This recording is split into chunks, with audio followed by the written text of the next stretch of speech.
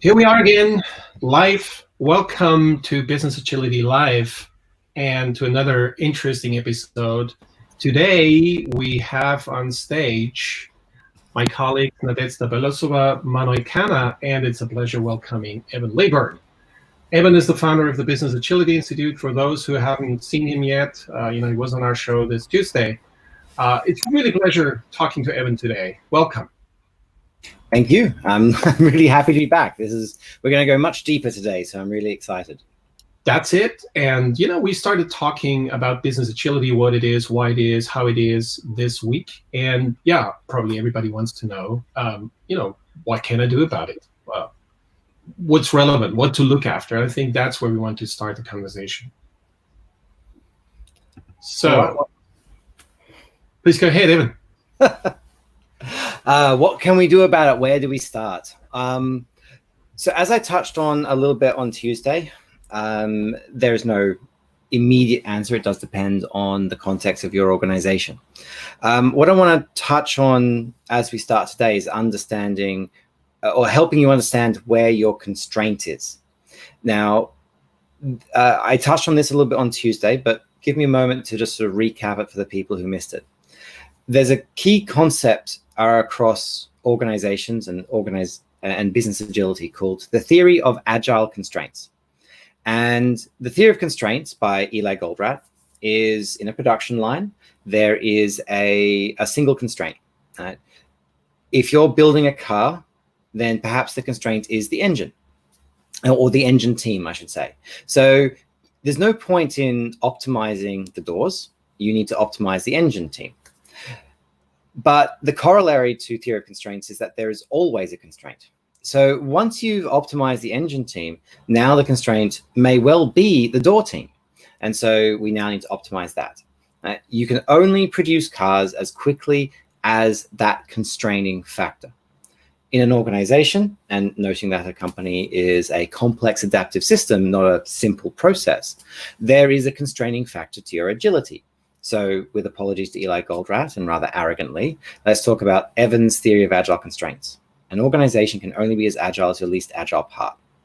So where do you start? You start at your constraint. There's no single answer to that. And during the course of this conversation, I think we'll explore a number of these. But in my experience, there are 4 key constraints that organizations tend to use. Number 1 is HR. Your HR, your people operations, recruitment, performance management. It doesn't matter how quickly you can produce software or how quickly you can produce widgets if it takes you 3 to 6 months to hire the right people to do the work. Right? 2, finance. Again, it doesn't matter how quickly you can do your work. You can release a marketing campaign or you can build new widgets. If it takes you 3, 6, 12, 18 months to get a budget change approved. 3, your compliance or regulatory functions. Mostly in sort of heavily regulated industries, banking, finance, healthcare, insurance, but your compliance functions tends to be a huge constraint inside your organization. And if you don't have the ability to adapt within the rules, right? We're not talking about breaking the rules, but these compliance teams are often more constraining than the actual regulator themselves. In fact, we've got some really good examples of organizations who simply by talking to the regulator suddenly realized they could do a lot more than their internal compliance teams said they were allowed to do. And then lastly, it's sales and marketing. The sales and marketing teams are often a huge constraint, either by overselling or not being able to sell or market the products and services that you've been developing quick enough. Right? Because of course, we need that customer feedback through all the products, whether you're a software company, whether you're a manufacturing firm, whether you're a HR, it doesn't really matter what type of company. If you can't keep up with the sales and marketing, that's your constraint. So those are the 4 areas that I would suggest most of you look in to begin with. Does that make sense? It does. But every time I hear people talking about agility, most often that I would wish them to, they focus only on speed.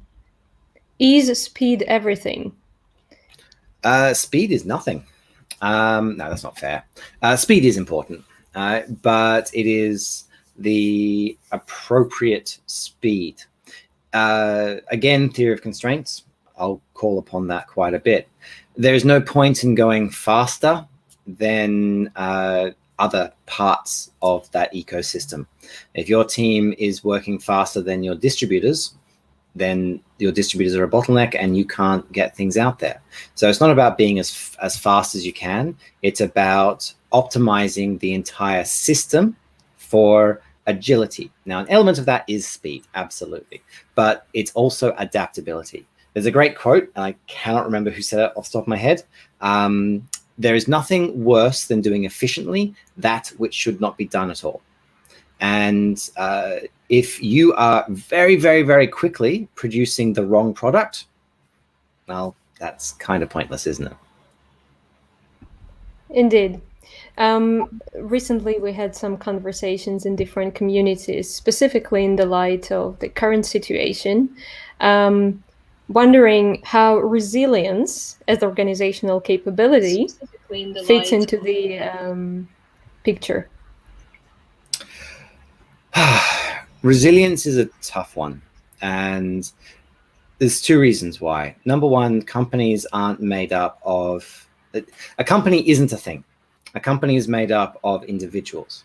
And so the resilience of an organization is the resilience of the individuals inside that organization. But that's also not the entire story as well, because organizations do actually, as a system, have a kind of resilience of their own. So the processes and mechanisms that you put in place quite often both enable resilience in people, but also across the system. So there's two key concepts I'll share. The first is to look at how people are coping with uncertainty. Change is a natural state, and the more companies change, the more adaptable they are. But people get change fatigue. So you've got to have systems in place to support the individuals. So if we look at companies like EA Games, for example, or Riot Games, competitors certainly, both organizations have put real strong focus on how to support their staff right now.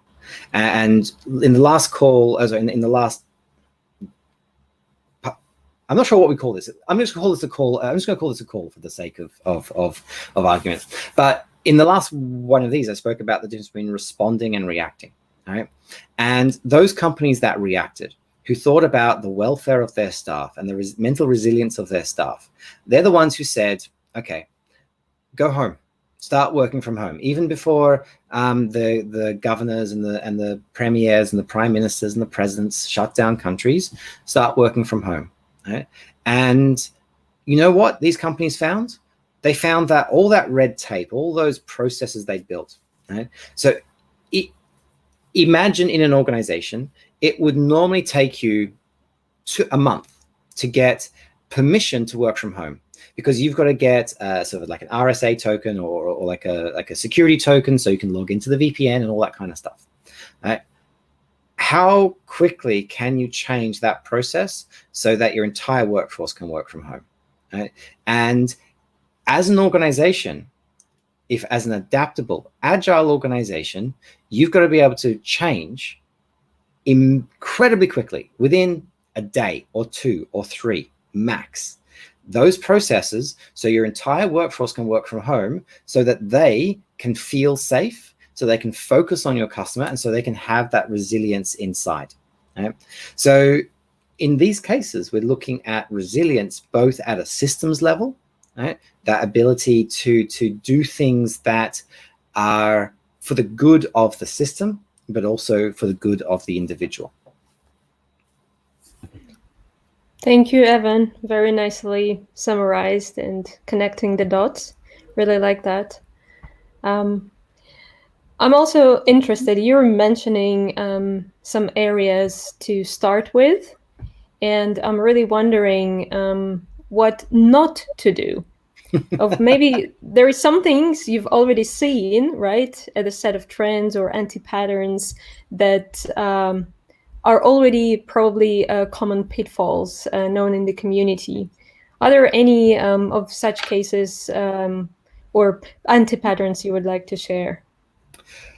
So there are quite a few anti-patterns, and one of the problems we have in this in the business agility community is many of the transformations that the organizational change is done not by people who want to change or feel a burning desire to be better, but because they feel like they should. They feel like everyone else is doing it, so we've also got to be agile. And the problem is they don't get it. So they go through the motions of a transformation. They'll spend millions of dollars on these motions, right? But the actual agility, which comes from a systems perspective, from a mindset perspective, they don't get. So the biggest problem I see is companies attacking one minor element of the business, and they become their own disruption. They disrupt themselves internally because they're attacking one part of the organization, which perhaps does not need transformation, or theory of constraints is not the constraining factor. Right? A good example is companies that suddenly jump into organizational restructures. Right? Now, don't get me wrong. Structural agility as one of the domains is a key element. You do want to have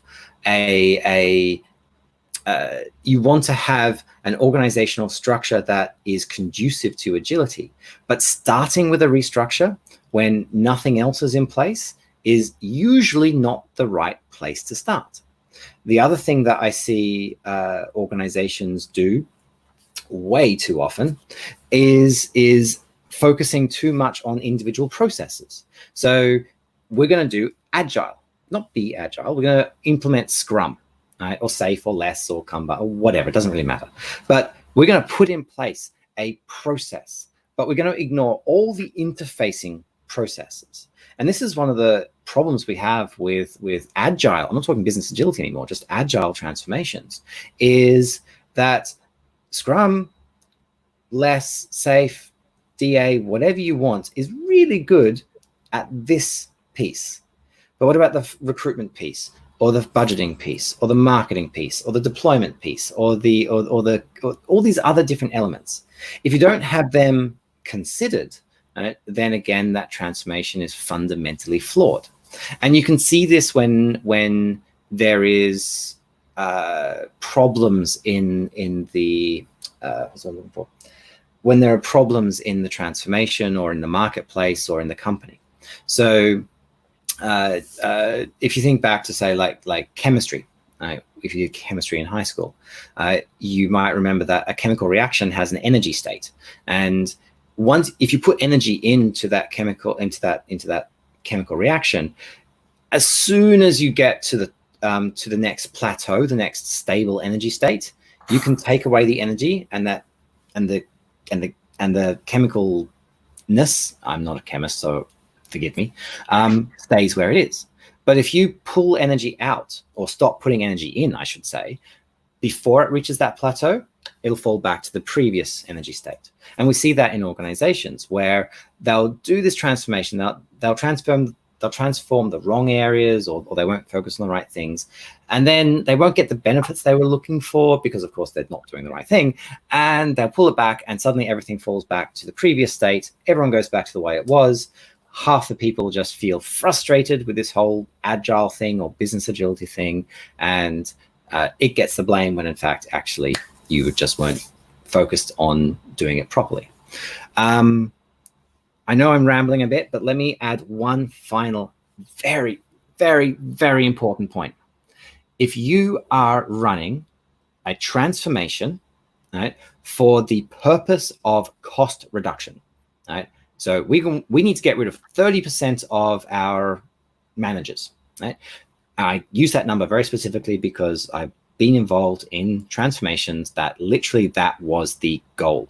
We're going to get rid of 30% of the management.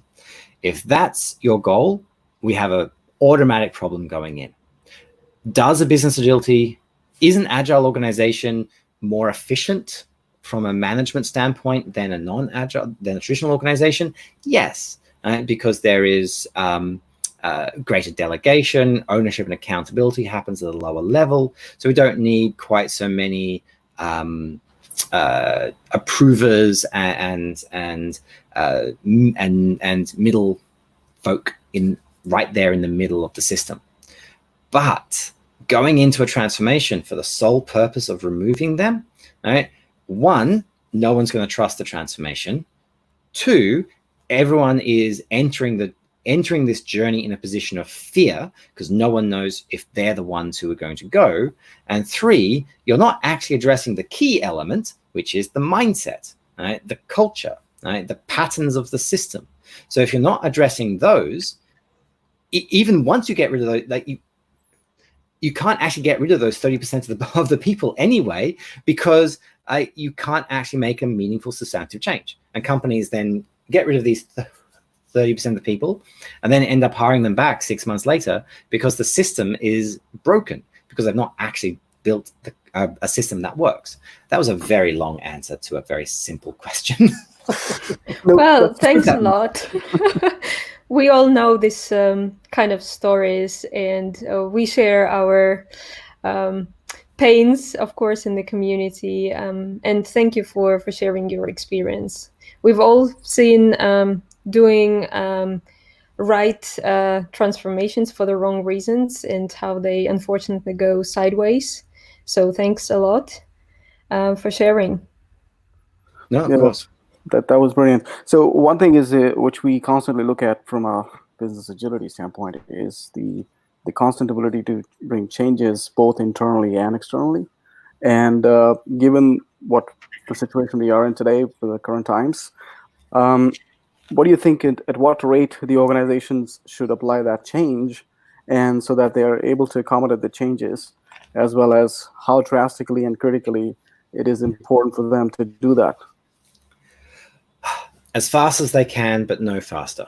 Right? And that's a trite answer. But right now we have a burning platform. Right? COVID-19 is causing huge challenges across every industry. And this is one of the only times in my entire life when I can say something this extreme. Right?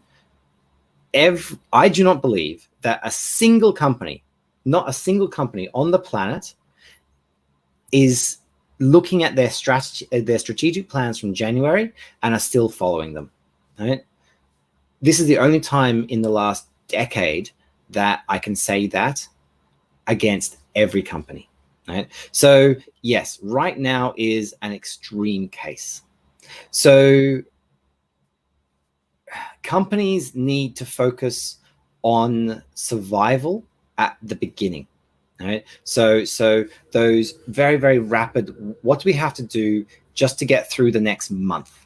Right? How do we manage work from home? How do we make sure that our staff are safe and protected, and all those things that need to be done just to keep moving one foot in front of another. And some companies won't come out of this, and no amount of agility will help them. Right? Restaurants and airlines, right? No amount of agility can help them when literally planes are grounded and restaurants are closed. Right? But, and it's a big but, right? We've now been doing this for, what are we now? 6 weeks into the crisis in the West. It's certainly 10 weeks, 12 weeks from China and Italy. So we're talking 3 months. Right? We're at a point now where we need to start focusing less on just what do we do now, and more on how do we emerge from this situation. And where survival is we're just going to do whatever we can as quickly as we can to make it happen. Emerging from a crisis is a strategic decision. Right? It's not slow. It is definitely not slow, but it is considered. What do we have to do this week and next week and the week after in order to come out of the current crisis in a strong position, stronger than our competitors? Because let's face it, right? This is, most of us operate and live in a capitalist society. Right? So how do we come out of this strong for our customers, stronger for our employees, stronger for our shareholders? And that, you can't do that in 3 months' time, because the problem is in 3 months' time, your competitor started it today. So they're 3 months ahead of you. They're ready to come out. They're ready to come out at like straight out of the gate as fast as they can, whereas you're just turning the engine on. Right. So as I mentioned in the last call video thing that we're doing, we're running a conference on the 17th, 18th, and 19th of June, which is called Emerging from Crisis. And I do strongly recommend everyone who's listening, sign up, get a ticket. We have some absolutely amazing speakers from Zappos. We have a former general from the American Army, the former commander of NORAD. We have speakers from DBS Bank. We have the chairman, or the co-chairman and co-founder of Riot Games. We've got futurists. We've got people like Steve Denning, who've been writing about this for years, and I think people are finally taking notice. So these are people who have been through crisis in the past. They went through the GFC. They went through 9/11. They went through the Arab Spring, right? And they're the ones who know what it means to come out of this crisis strong, or as strong as you possibly can. So, okay, it's a bit of a pitch, but if you are out there, and please come along and join this conference. Yeah. So I mean, that's pretty good. Looking forward to the conference. In another context, there are three things in my head, at least in my head model, which I have. Business agility needs, business agility wants, and business agility gaps, right? If you look at it from that perspective. Now, when we are looking at the organizations in order to where they need to fill the gaps, and what's the difference between what they have today and in terms of the capability that they need to be getting towards or getting into, or building that capability, and the need of change, which is because of the market conditions are changing and everything else around them is changing, right? What is the optimum level, or a place where they should be, where they can address these gaps from the want and the need?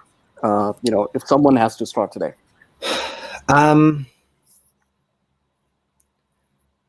So again, that goes to constraints, theory of constraints. What are those areas where agility is going to help you thrive, is going to help you meet your customer needs and expectations?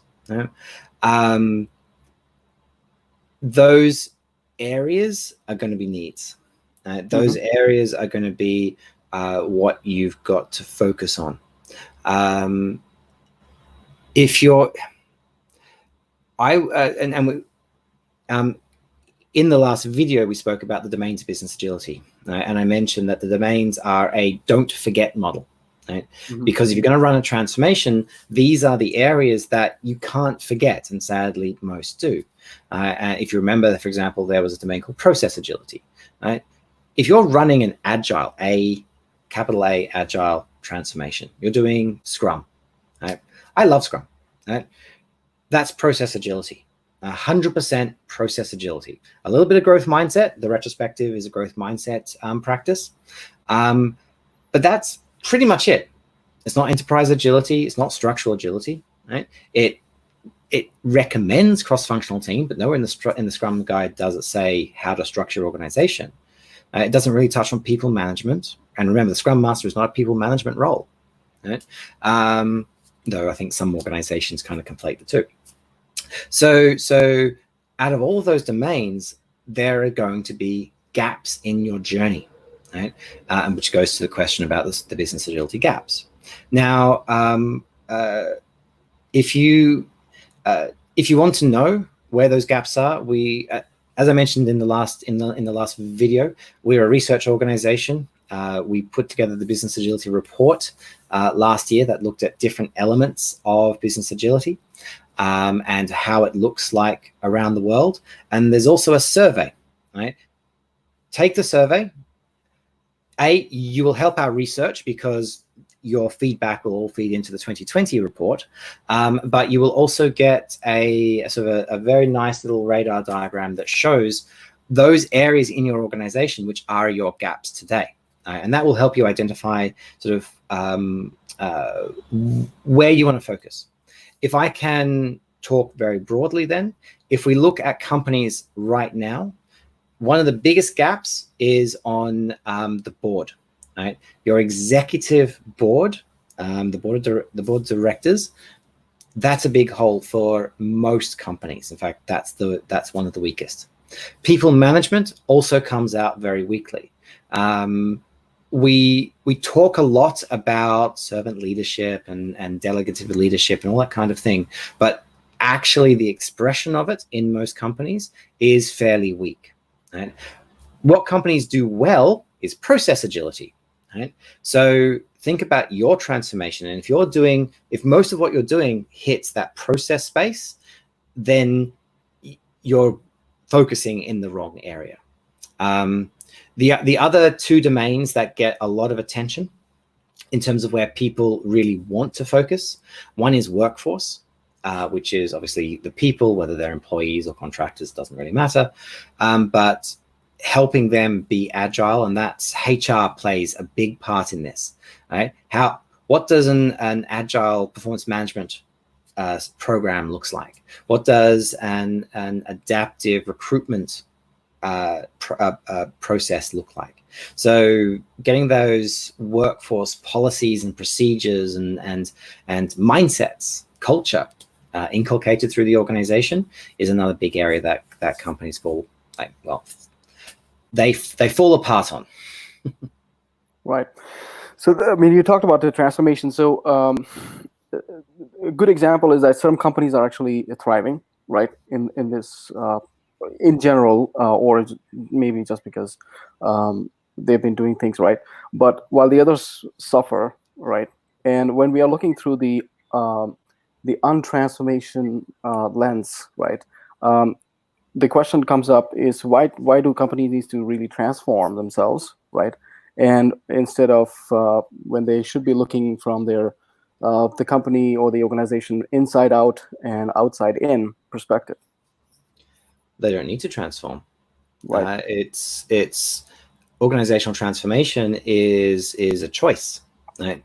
And there are industries and there are companies that shouldn't transform because they're in a stable state, right? They're protected by government and all sorts of different reasons, right? Transformation, business agility is something that, if we look at characteristics, organizations have to be in a state where they cannot predict the future, right? Where their strategy, they do their 5-year plan and it's out of date within 3 months. Now, I say that and I would say 99% of companies fall under that category, right? So there is 1 or 2% that probably don't need to transform, but the majority of companies do need agility. Do they need a $1 million transformation? No. Right? Do they need to bring in the big consultants? No. Do they need to go and do training? No, they don't. But they need agility in some form. Whether they call it business agility or not doesn't actually matter. A word of caution to those companies who think they are protected, right? Because I think the problem is you are protected right until the moment that you are not, right? And Uber and taxis is a really good example, right? So the taxi industry was heavily regulated. It was very, very uh, well, it was regulated and protected, right? And then Uber comes in, ignores the regulation, right? Rightly or wrongly, that's another conversation to be had, right? And suddenly taxis are disrupted all over the world. The thing is, if you feel safe, right, great, until you're being disrupted. But you need agility, not at the moment of disruption. You need agility 6 months before you were disrupted, right? That is how you survive. And of course, most companies think that they are all safe and nothing will happen to them right until the point they go out of business. It's an interesting notion of going away from transformation. Just like if I wanted to become a great sportsman and obviously needed to increase my fitness, call it agility, I wouldn't transform, right? That would be the least idea to say, hey, first I need to transform into something. I would just need to start working on something. And I think that's what we can summarize here to say it's obviously a lot about getting away from or getting rid of the old traditional views of how to shift an organization, which has been out there since the 70s at least, and then had not a lot of success stories to show over the 80s and 90s. And I think nobody wants to mention business process reengineering anymore. But now we talk again about it, right? Hey, I'm a huge fan of business. I can still do BPMN like the best. Yeah, me too. By the way, would it just be so easy to change an organization, running a few workshops, putting it on brown paper, and then just go, right? Sure, but of course, because companies are so simple. Yeah, right? Yeah. But it brings me to the next question, and I mean, again, I know we're not. Nobody of us. You're probably closest, Evan, to stories, to examples, and I think we basically can draw from examples, and we should stay away from copying them.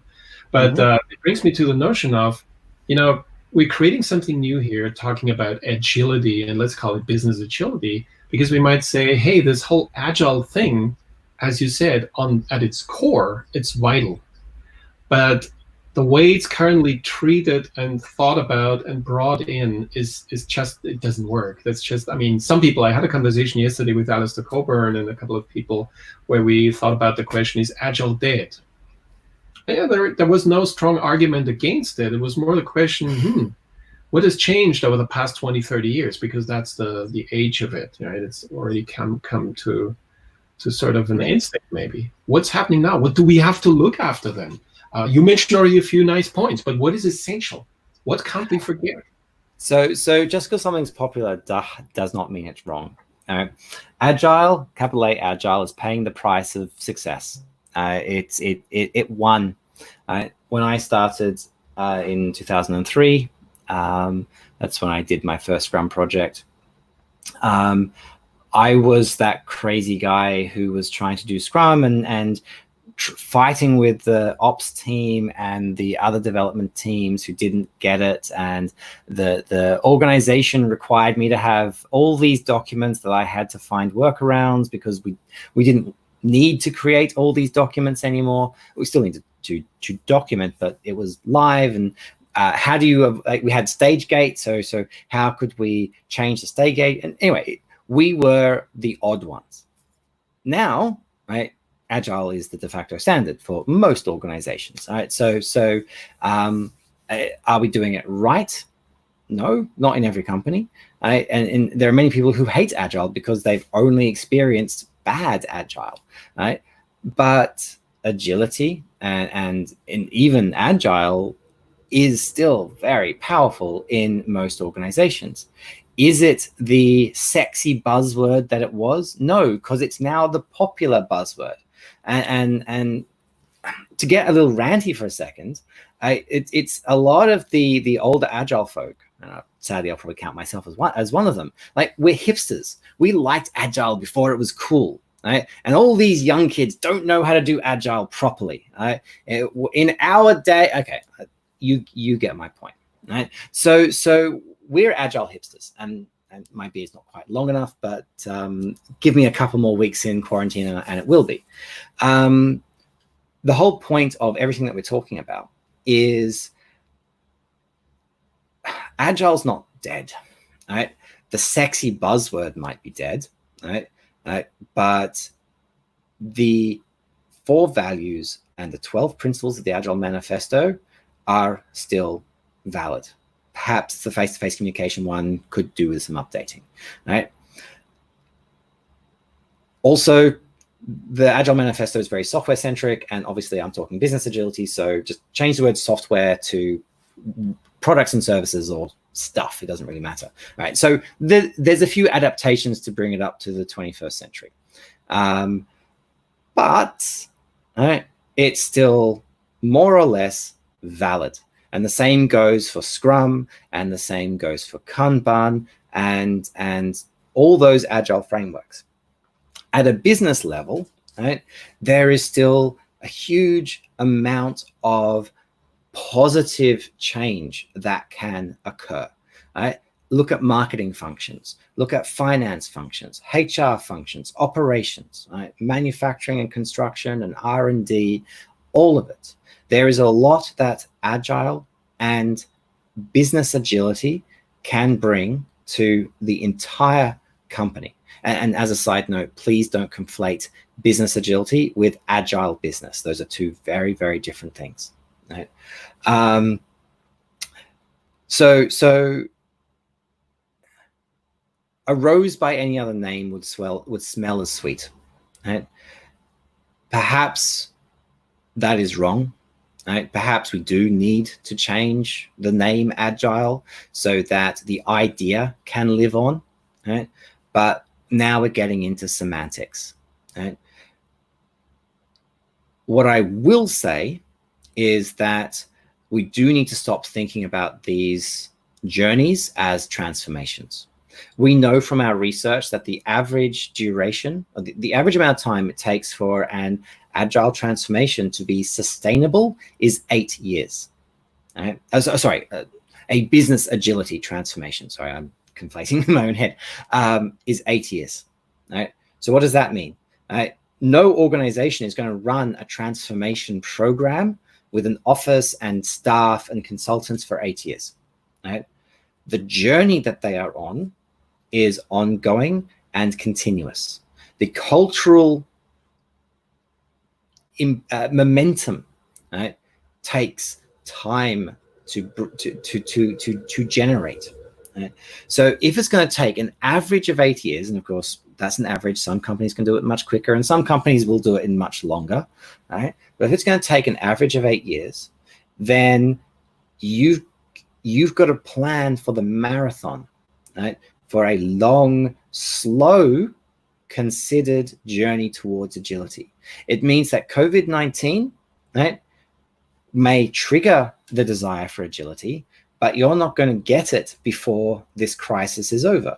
You'll get it in 2028 if you started today, right? 2023 if you're a small organization or a particularly nimble organization, right? So yeah, does that make sense? Absolutely. And just to summarize what was said, and this is exactly the metaphor I give to the organizations when we start talking transformations, which are very different from the word transition, right? Because transformation doesn't have an end state per se. It's an always ongoing process. The metaphor I give is business agility is an integral capability of organizations, same as organizational fitness and well-being. And as such, it doesn't consist just about the system of workouts. It is your modus operandi, your lifestyle, your nutrition scheme, the way you balance work and rest, and many, many other components to that. And if we translate it back to business agility domains, frameworks, agile frameworks and methods are your system of workout. So you gotta have discipline and showing up for your workout consistently. And yes, at first, most likely it's gonna hurt.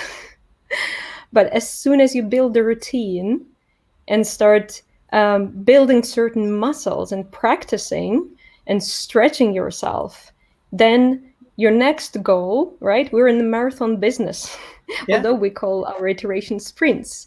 And exactly, right? Isn't that amazing? And a year from now, I always invite our organizations to think exactly as you, Evan, say. To print it in caps lock, and if you're trying to become more fit and thinking about your mental well-being, print it in a caps lock and hang it over your mirror to look at it every day. A year from now, you would wish you start today. And yes. So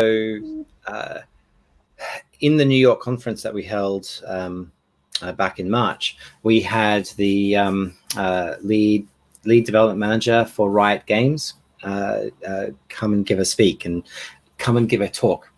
You can see his video in our library, and he spoke about the grind.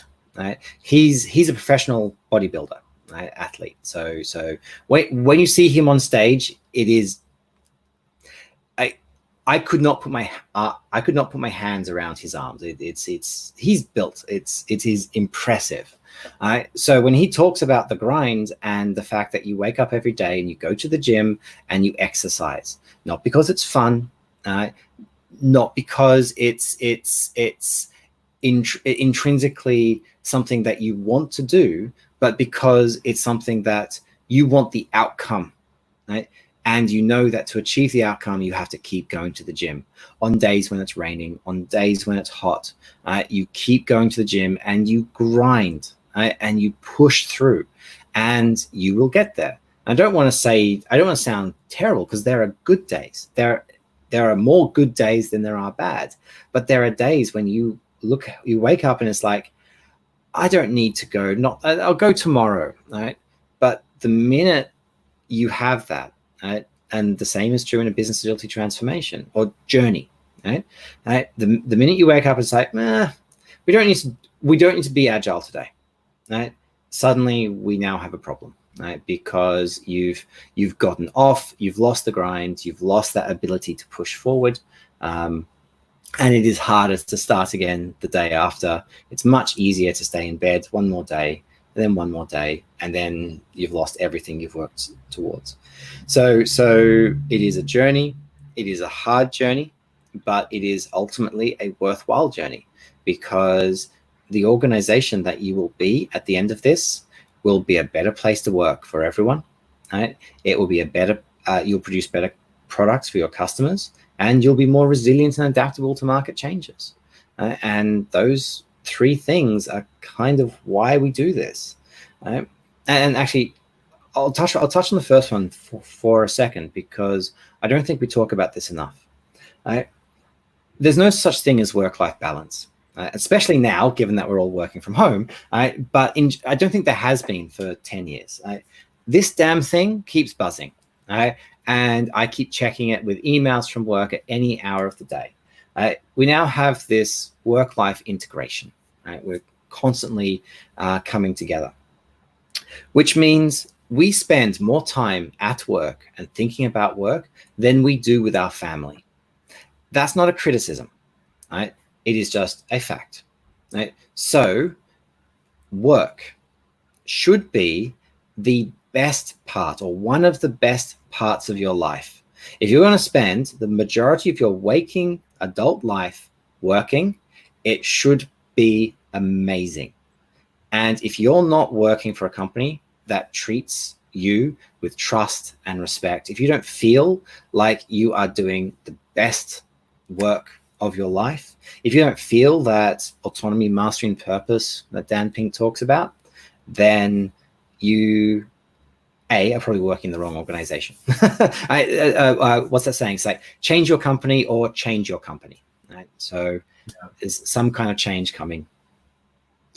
Awesome. We're coming actually already close to the end of this conversation. It's always short. 45 minutes is not long, but obviously people have a hard life. They're very busy these days, and they probably have a short attention span. There's a lot of stuff to look after, and again, we already talked about it. The domains of business agility. I'm not such a fan of the title. I already mentioned it, I think, last time, because it could be super more sexy, and it's really. So I am bad with names. I really am.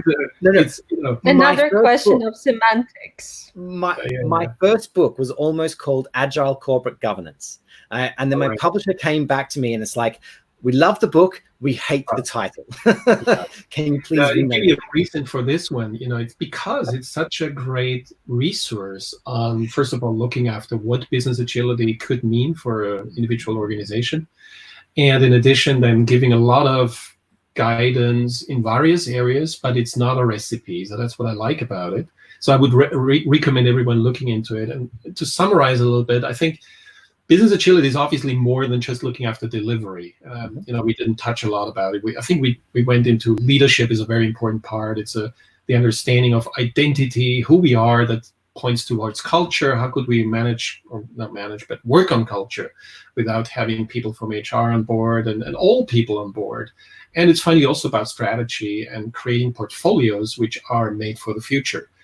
This is just stretch goals for most companies because there is no single recipe, there is no single solution. But we might talk, as Nadezhda said, about organizational fitness, and every company might question whether they are fit enough for today, tomorrow, and the day after. So that's probably something. I would love to, and that's probably the thing, point people really to the Institute. There is a lot of stuff which you are working on, like inspiration, but also connecting points and dots to get in touch, because it's all about learning probably. How can we learn from others? I mean, just look at Hayer, how they organize for the future. And again, you don't have to, but you could. And yeah, having that said, it was a great conversation. I'm actually happy we didn't have a recipe here and say, well, in order to, you just have to. I think we got away with transformation as such. Oh, sorry, I forgot. So there's a 3-step plan to business agility. Yeah, of course. Now, Evan, it was great having you. We have another great lineup of guests next week. It's going to be Stephen Perry, who's a super experienced person in the world of lean management and the knowledge management services management industry in the domain of agility, agile agility, everything. And check out his book, Sense and Response. Really good book. Sense and Respond. And I think he still owes us a new one. I'm not sure. He published a lot of little. He's working on a new one right now. It's called The Chameleon Effect.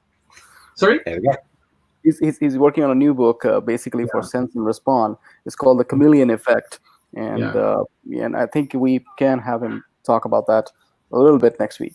Great. Wonderful. This session is on Tuesday again, and to get it out, Chardina London will join us on Thursday.